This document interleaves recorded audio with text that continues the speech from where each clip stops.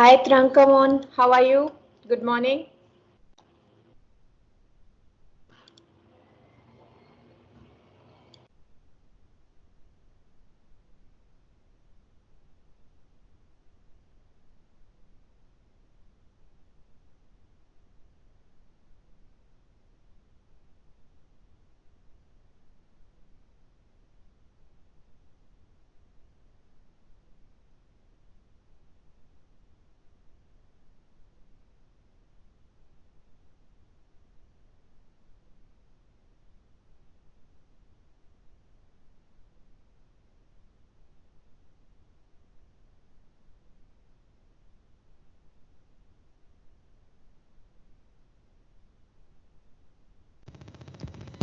Hello, how are you?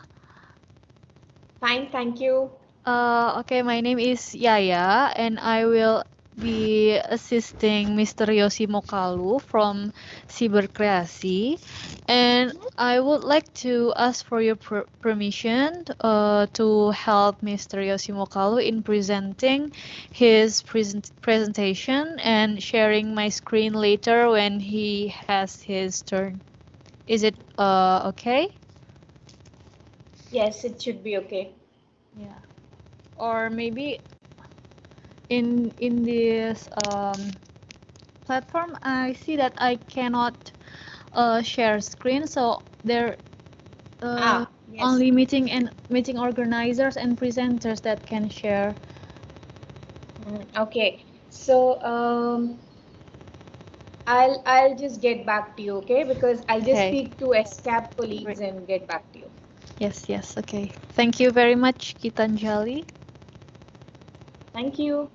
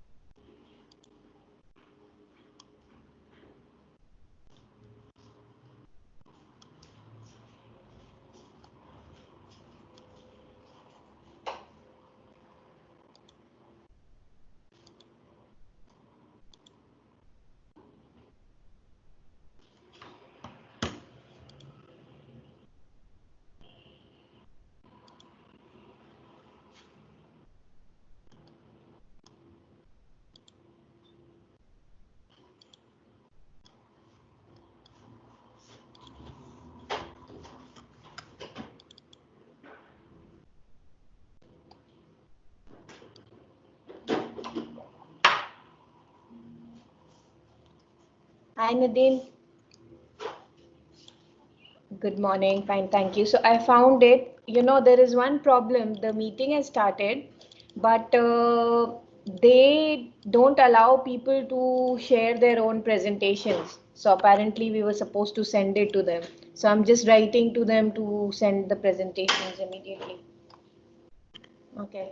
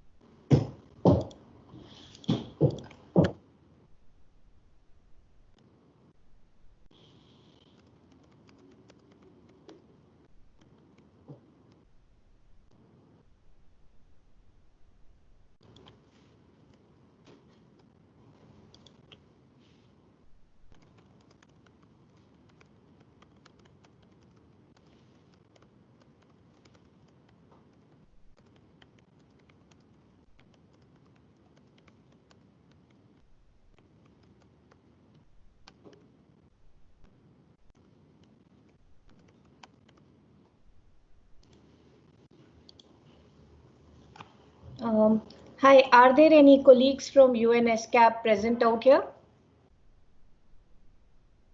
CO? We were just wondering if our panelists could present on their own.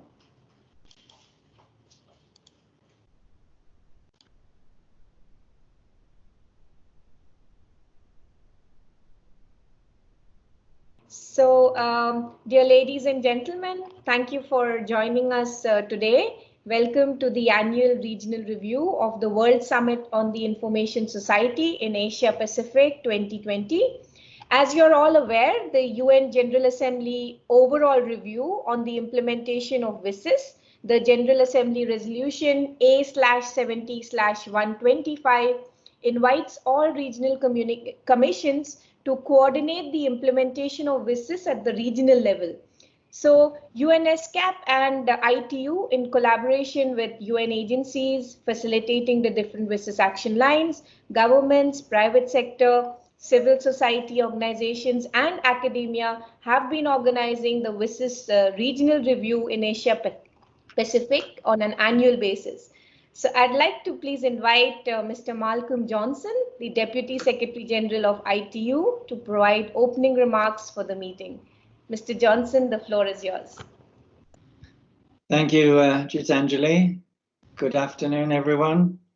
It's a pleasure to join you again today. This time we're live. Unfortunately, I had to record the opening to the meeting earlier today because it would have been in the early hours of the morning in Geneva. Anyway, it's very nice to be with you live this afternoon. And I would like to thank ESCAP for co-organizing the meeting with us and for its continuous support to implementing WSIS action lines in Asia-Pacific region, which is so important for the achievement of the SDGs. And it's very nice to see the strong commitment of all stakeholders in the region towards implementation of the WSIS action lines, including all the different elements of the WSIS process, such as the WSIS Forum, WSIS Prizes, and the WSIS Stock Taking. And as you know, we're having the WSIS Forum fully virtual this year. Since it started on the 22nd of June, we've had more than 8,000 participants joining us, and many of those from Asia Pacific. Was really pleased to see this level of participation, and also it's shown to be truly multi-stakeholder, with the participation from different stakeholder groups being well balanced, government, academia, private sector, all having nearly equal participation. This annual review, of course, provides a platform for us to share good practices, foster partnerships, identify regional challenges and opportunities, while strengthening the alignment between WSIS and the SDGs. I'm very pleased that we're joined today by our WSIS Prize 2020 champions from Malaysia, India, Indonesia, Bangladesh, and Sri Lanka. So congratulations to all of you. Look forward to listening to your success stories. So let's all work together to build back better after this pandemic and create a more sustainable world where everyone everywhere benefits from this technology. In the last few years, of course, we've been present in Bangkok for this important meeting. Unfortunately, it wasn't possible this year, but I hope we'll be all there together to meet in person next year. Wish you all a very enjoyable and fruitful discussion. Thank you. Back to you, Gitanjali. Thank you very much, Malcolm. We'll invite all the panelists and participants to please switch on their video cameras to take a photograph of the session before we move on. So colleagues, please do put on your video cameras and look at the camera for 3 seconds. We give you 2 more seconds to please do that. Yes. Gupita, please put on your camera. COP will be good to see you as well. Okay, so colleagues, please look at the camera and smile. Ruth, are you ready to take the pictures? 3, 2, 1. One more, please. 3, 2, 1. Okay, thank you very much. Thank you very much, Malcolm. We would now like to invite Ms. Tiziana Bonapes from UNESCAP. She's the Director of the Information and Communication Technology and Disaster Risk Reduction Division. Please keep all your microphones muted, colleagues. So, Tiziana, are you there with us? Yes. Good morning, Gitanjali. Good morning. So I think there are 2 laptops in your room. You have to mute the second one. Hay bục lít trong chọc kia đó là Switch off the second one. Châu một kia đấy. Châu thêm lên cho mình tặng áo được. So we can see Gitanjali, we clearly. have the technicians in the room trying to help us sort out the problem. You may want to move to the next speaker and then I will come back. All right. So thank you very much. I think UNESCAP is trying. Colleagues, please mute yourself because we can hear someone talking. Cambodia, please mute yourself. Thank you very much. So we will wait for Tiziana to solve the echo. In the meanwhile, we'd like to request Ms. Atsuko Okuda, the Regional Director of ITU. Atsuko, welcome. What are the priority initiatives of ITU's regional office in Asia and Pacific to promote an inclusive information society, especially amid COVID-19? Over to you, Atsuko. Thank you. First of all, thank you, Gitanjali, and greetings to all the ESCAP colleagues from the ITU regional office in Chenwatana. Great to be back and happy to be a participant in the ESCAP meeting. I plan to show a presentation, but I don't want to add any technical complexity. So let me just very briefly summarize and highlight what we do in support of WSIS implementation in partnership with UN agencies, including ESCAP, and highlights how important it is to create synergies and partnerships because not one agency can meet all the requirements that is needed, especially to address the negative consequences of the COVID-19 pandemics. So number one, we believe that the most significant impact had been felt in the education sector. So there were the report that the Secretary General issued a few days ago regarding the magnitude of this problem to address the issue and to make sure that no children are left behind. ITU, in collaboration with UNICEF, have been implementing a school connectivity initiative called GIGA. And we just organized an introduction webinar with member countries on 7th and 10th of August.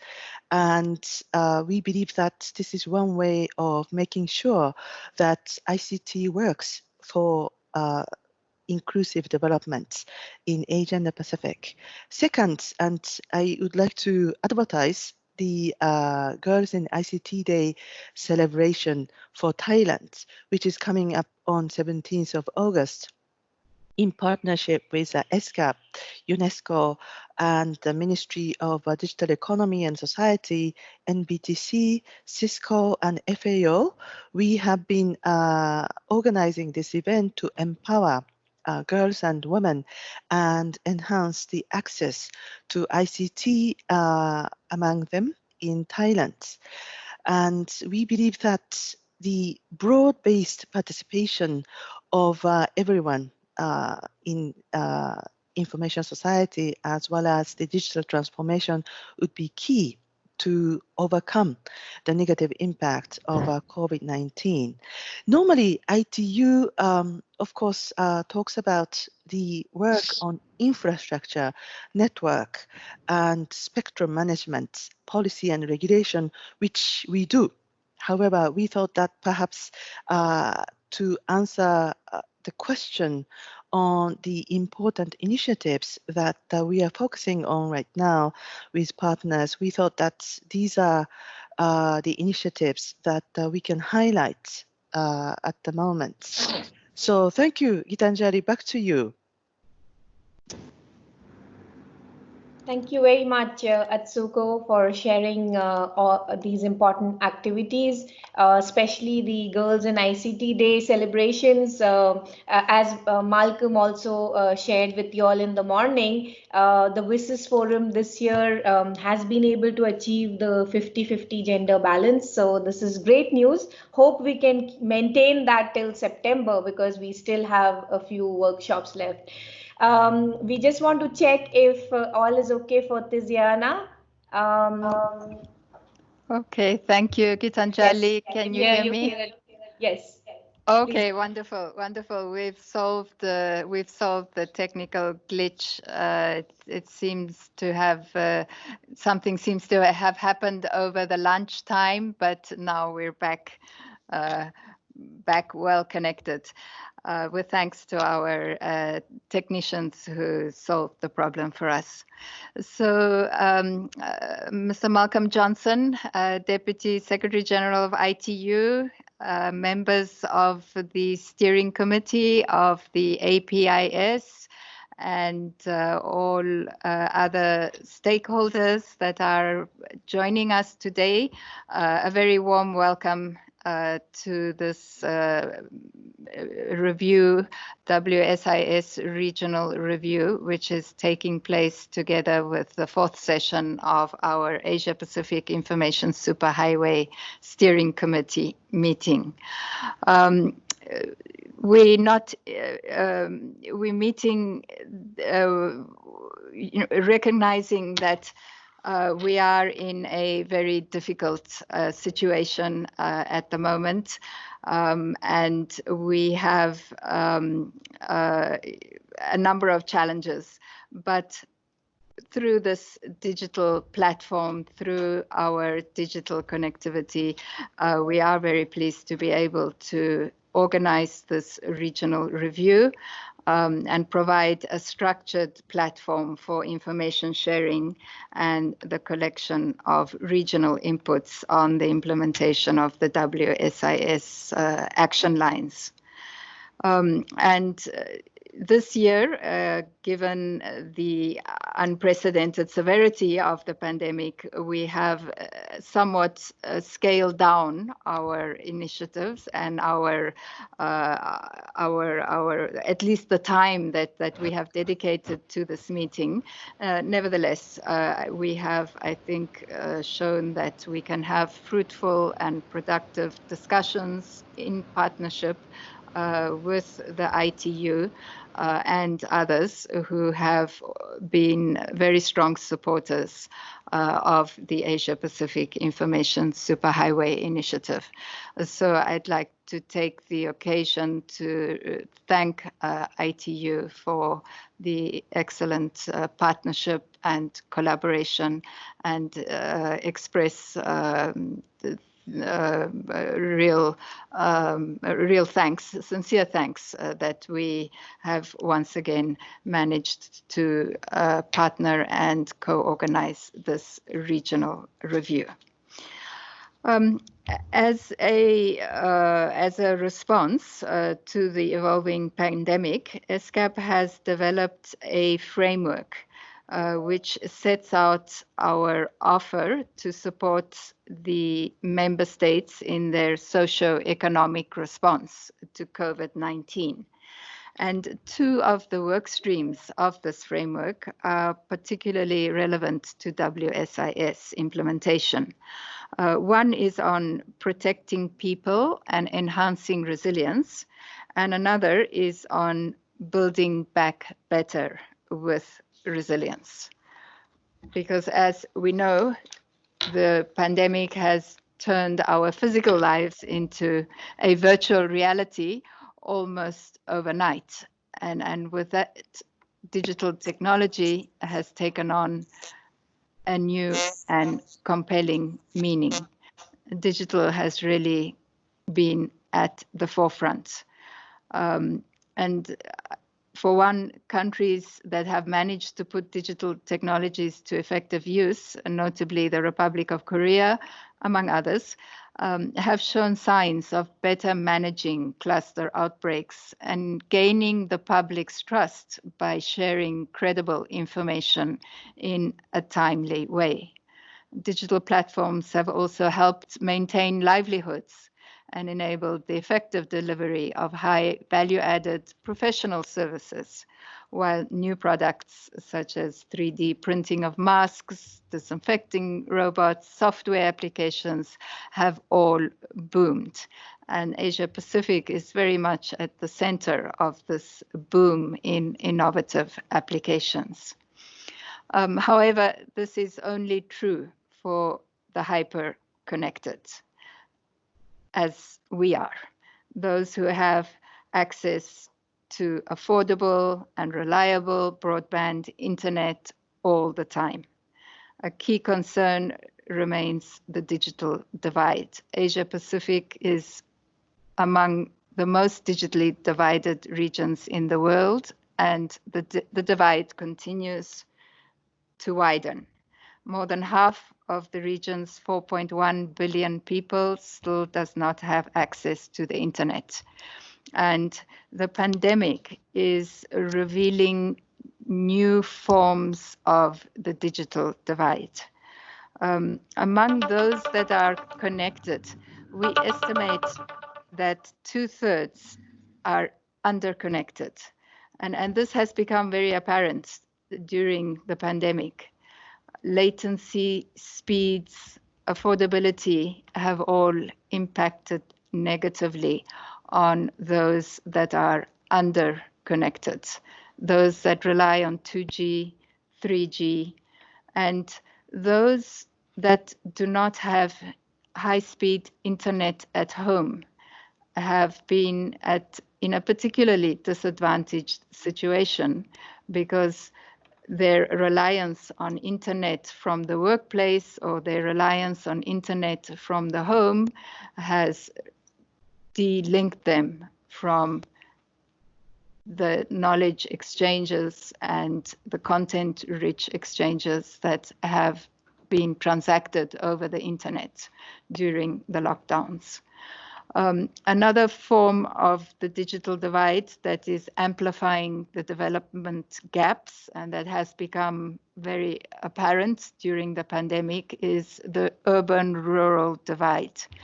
As millions of migrants have returned back to their villages, the lack of digital connectivity in rural areas has further reduced their ability to maintain livelihoods, their ability to participate in economic and social life.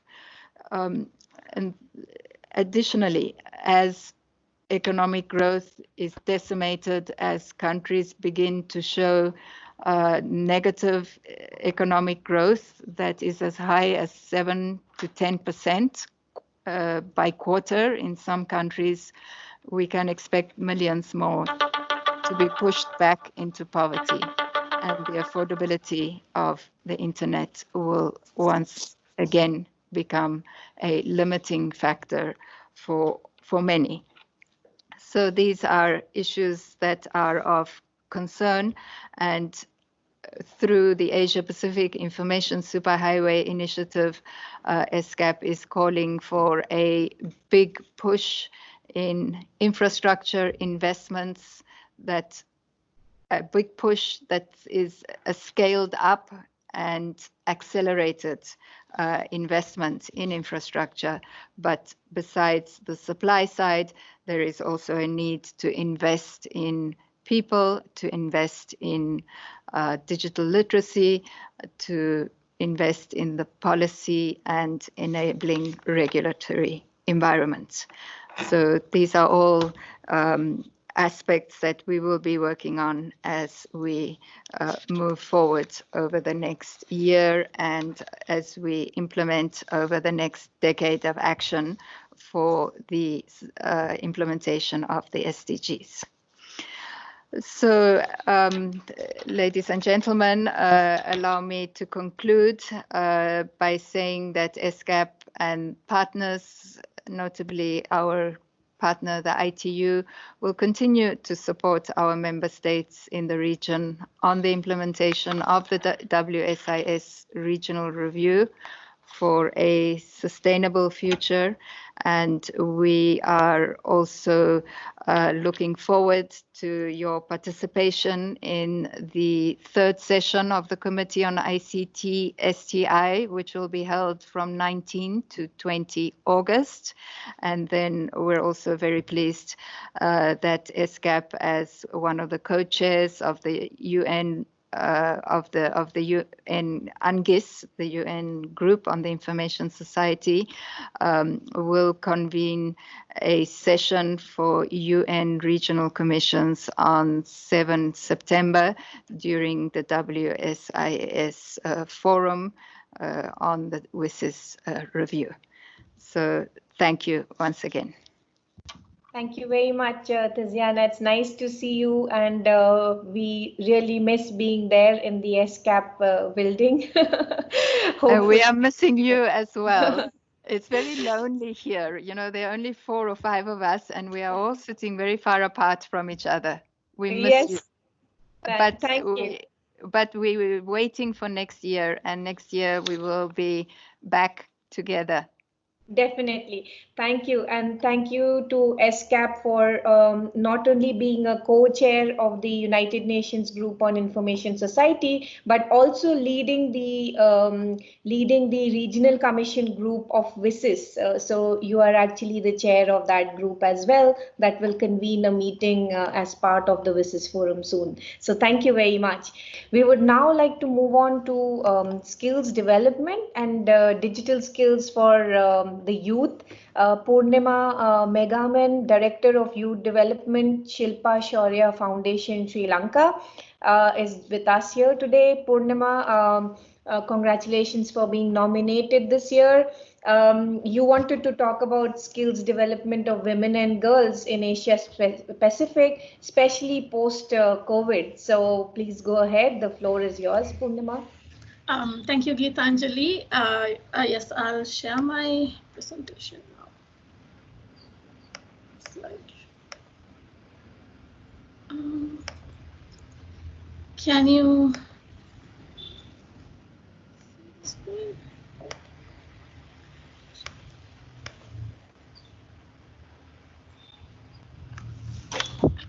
Yes, we can see your screen, Poornima. Okay.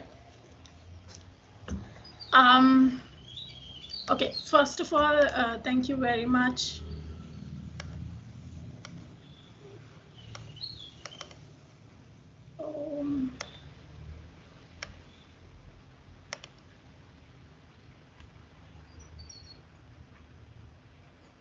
There is.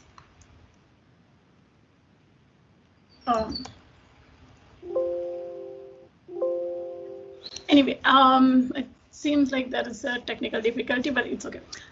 Thank you for this opportunity for us to talk about our project, as well as girls in general, girls and women's skills development post-COVID-19.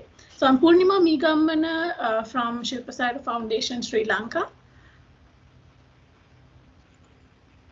So we did not expect COVID-19, and it pushed us into a very new society, and now it has become the norm. And with climate change, we don't really know what's on the way. So during the past 4 months, we had to find new ways to socialize, do business, and also educate our children. And the special thing is the least affected by this whole situation was the people who had access to internet and technology.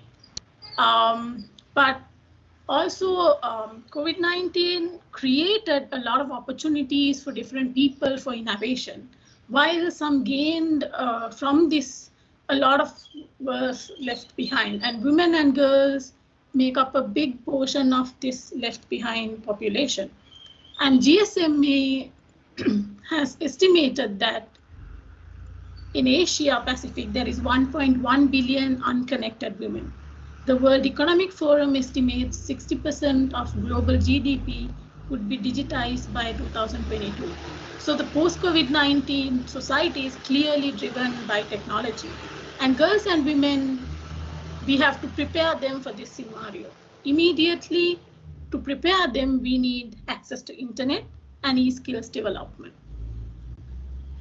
So with e-skills, they can really get the best out of the future economy that's based on technology. Shilpa Saira has been doing this for the past few years with Next Gen Girls in Technology and other initiatives. This is a WSIS Prize Champion initiative. So with Next Gen Girls, what we did was we introduced a techno extracurricular program in schools and also trained university girls in in-demand industry skills like IoT, machine learning, cybersecurity. And this project was supported by Internet Society, APNIC Foundation, ISIF Asia, and Dialogue Asia PSC. So we successfully did this initiative in Sri Lanka, and now we are looking at expanding this to Asia. So I would like to take this as an opportunity if anyone in Asia would like to join with us to expand e-skills development for women and girls into Asia. We would love to collaborate and expand this initiative. So now let's look at infrastructure. So infrastructure, when we think about infrastructure, usually what comes to mind is hard infrastructure, but hard infrastructure alone is not enough. We need to have content as a layer within infrastructure. And also Asia Pacific, especially Asia, is a very diverse society with continent with many languages, and these languages aren't similar to each other. So we have to take into account cultural relativism when we are creating content. So the content has to be localized according to the country, according to the region, and it has to be in local language to really connect the grassroots girls and women. Because there is content alone won't connect the people. We also need to create programs for engagement. A lot of times we see a lot of ICT for development projects where there is engagement, and the moment they stop engagement, the projects died out. So we have to create engagement, and also it has to be continuous. So a good example is Shilpa Saira's work. So I joined Shilpa Saira 14 years ago as a small girl, and there were continuous efforts with different projects, different approaches to keep us engaged and learning technology. So as a result, I am here speaking to you today. So that is a very good example of continuous engagement creating results. So finally, we need to focus on access to internet, e-skills development, and constant engagement of women and girls in Asia to prepare them for the future economy. And that's what we've been focusing on for the past 2 years. And after COVID-19 started, Next Gen Girls completely changed our model to an e-model, and we've been training girls around Sri Lanka into e-skills and different technology skills. So again, so right now we are looking at Asia and we are working with some partners in Asia Pacific, about 10, to expand this. And if anyone would like to join us, you are welcome. And thank you very much for this opportunity again. Thank you very much, Poornima, and thank you for being a role model for all the girls in your area and in Sri Lanka, and of course to all of us internationally as well, to be so inspired to do such good work from such a young age. So congratulations and thank you very much for sharing the outcomes with us.